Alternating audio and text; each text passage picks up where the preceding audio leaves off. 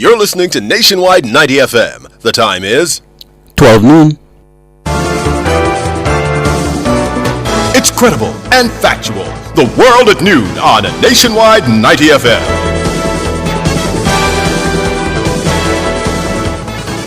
Good afternoon, I'm Andrew Cannon in the World at Noon for this Sunday, November 10, 2024.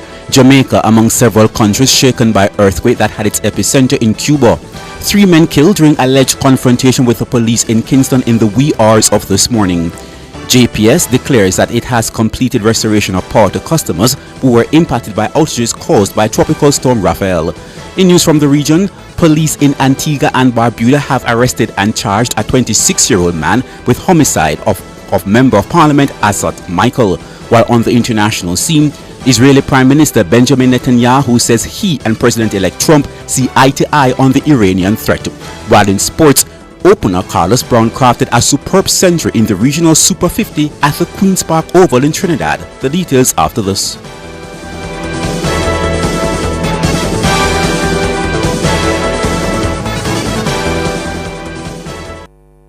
If it's news, it's got to be Nationwide 90 FM.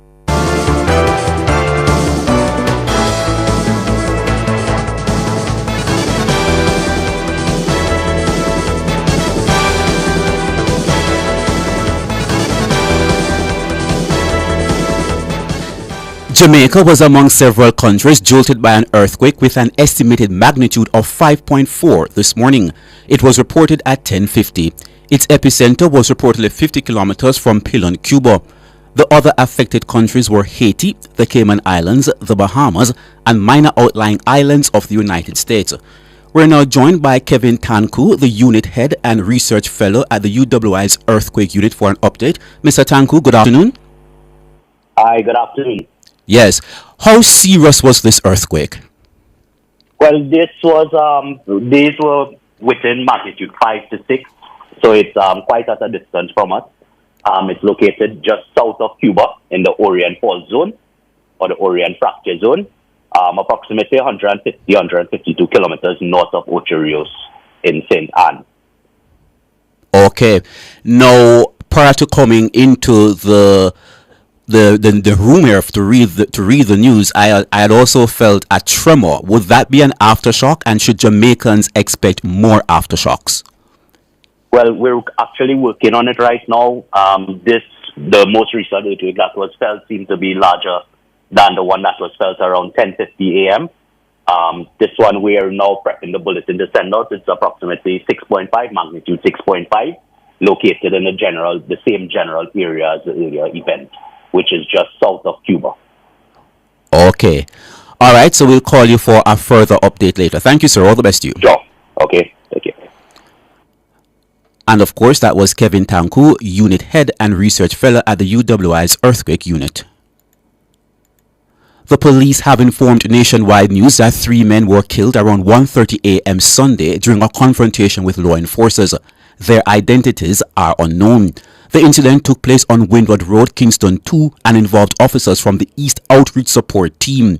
We were informed that 2 firearms were recovered in the aftermath of the incident, 1 6-AUR pistol and 1 Ruger 9mm pistol. According to the police, 9 9mm rounds were also recovered. Further details are emerging regarding the circumstances that led to 2 bags of cash falling from a beryllium security vehicle on Thursday, November 7. According to information reaching our news center, 3 officers of the company were transporting 48 bags containing money to the Norman Manley International Airport. It's understood that the team left the beryllium headquarters about 9:25 a.m. Whilst traveling along the Sir Florizel Glasspool Boulevard, and upon reaching the Rockfort Mineral Bath, the driver was reportedly alerted by a motorist who told him that 2 bags fell from the back of the truck and that the door was opened. The driver immediately stopped the truck and went to check the back door of the vehicle, and that was when he observed that it was open. Several checks were made along the Sir Florizel Glasspool Boulevard, and it was revealed that 2 bags containing an undetermined amount of money was missing. When our news center contacted the police yesterday, we were told that the cash was not recovered. Investigations are continuing. The Jamaica Public Service, JPS, is declaring that it has now completed restoration of power to customers who were impacted by outages caused by Tropical Storm Raphael. According to JPS President and CEO Hugh Grant, all parishes were fully restored as at 3 p.m. Saturday, November 9, with only one business customer in Port Esquivel in St. Catherine still without service due to access challenges caused by swampy terrain. The company said it is working to relocate the line supplying this facility in order to restore service to the customer as soon as possible. Mr. Grant also said that the company was able to restore customers ahead of the tight timeline that they had set, and this was done without any safety incident. Meanwhile, the JPS president and CEO said that he was particularly encouraged by the improvements in stakeholder engagement and outreach during the restoration process. JPS, he said, was able to work closely with the Ministry of Energy, the Office of Utilities Regulation OUR, various municipalities, members of parliament and other community representatives who were able to share information to help the company execute their restoration strategy safely and quickly. And now to news in the region. Police in Antigua and Barbuda have arrested and charged a 26-year-old man with homicide of Member of Parliament Asot Michael. Alexta Francis, a Golden Grove resident, was taken into custody by the police late Friday evening for questioning in connection with the ongoing investigation, Antigua Breaking News reported Saturday. Commissioner of Police Atlee Rodney has thanked the public for their patience and cooperation throughout the investigation. He also continues to offer support to the Michael family on their tragic loss, the report continues. The commissioner is further commending his officers for their diligence and professionalism in handling the matter. The news now on the international scene. Israeli Prime Minister Benjamin Netanyahu says he and President-elect Trump see eye to eye on the Iranian threat and have spoken 3 times since the election. Donald Trump is projected to have won Arizona, meaning he has taken all 7 swing states in the U.S. presidential election. After 4 days of counting, Arizona was the final U.S. state to declare its result, giving Trump 312 electoral college votes at the end of the presidential election. Harris received 226. There is still one branch of Congress to be decided, with Republicans currently leading the race to control the House of Representatives. Trump is due to meet outgoing President Joe Biden in the Oval Office on Wednesday, their first encounter since the election. Let's now turn to sports. Opener Carlos Brown crafted a superb century within the last hour to steer the Jamaica Scorpions to 289 for 8 in their 50 overs against the combined campuses and colleges in the Regional Super 50 at the Queen's Park Oval in Trinidad. Brown cracked 123 from 119 balls with 12 fours and 5 sixes. Brown shared in a third wicket stand of 137 with Jermaine Blackwood, who weighed in with 41, Javel Glenn 52 and Odian Smith 32. There were 2 wickets each for Amari Goodrich with Michael Govia. The CC team will start their run chase shortly.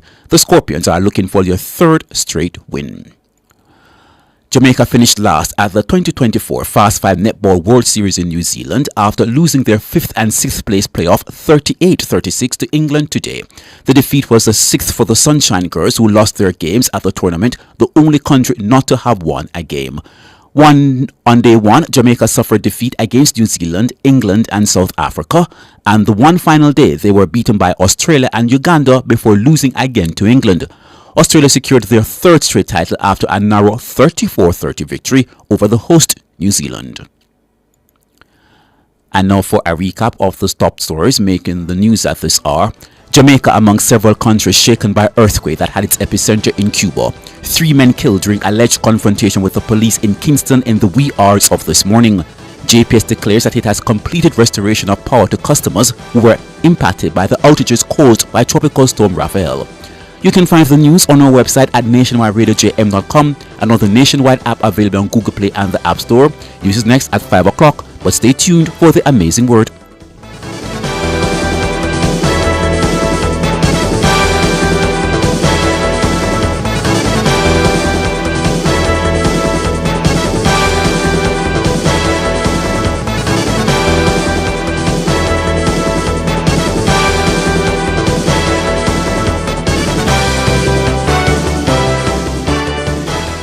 Nationwide 90 FM, continuing the